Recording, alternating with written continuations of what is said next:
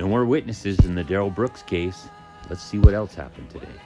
Fuel me once here, driving instructor of the world.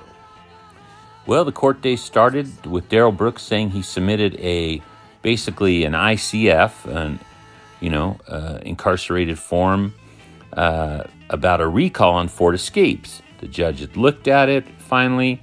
Here's the problem. They'd already known about the recall. They examined the vehicle. They found there's no problems with the brakes, no problem with acceleration, no problems with slowing down or stopping. Even though there was a class action lawsuit against it, it didn't apply to this Ford Escape. And also, it was his mother's. So he wouldn't have been responsible for getting that fixed. His mother would have. If she ignored it, that's at her own peril and any driver's peril who drives the car.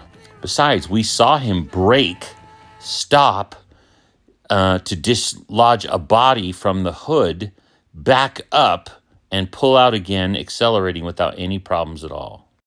Just like Friday, there were fireworks. He got quite angry at the judge, had to be removed several times, insisted he didn't understand what was going on. He didn't understand any of her questions, but then he cogently made some objections and answered some questions. We saw him debate the literalness of words and say the judge couldn't ascribe a meaning to what he was saying, but then he was trying to tell the court and the judge what they meant by what they said. Little problem. Little hypocrisy. Tomorrow we're going to talk about some of the cases that have been quoted against him, especially Illinois versus Allen. But he's saying cameras are not covered in Illinois versus Allen, so removing him to the other courtroom is not allowable. That'll turn out not to be true. By the way, the book he's reading from in the other room is the Bible. He says we should all read it. The judge agreed and said maybe we should live by it. She actually just said, no argument from me here, sir. He claimed he couldn't hear her many times because he has some kind of hearing loss, but then he answered everything she said with and without headphones.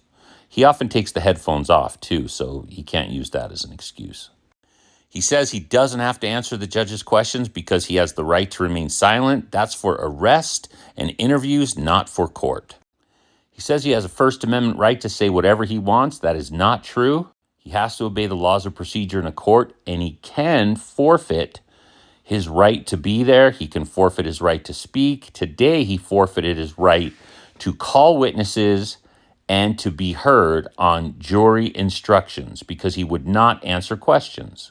By the way, it was his mom who was supposed to be there today as a witness. And he said on Friday, if I call, she'll be here. She did not show up.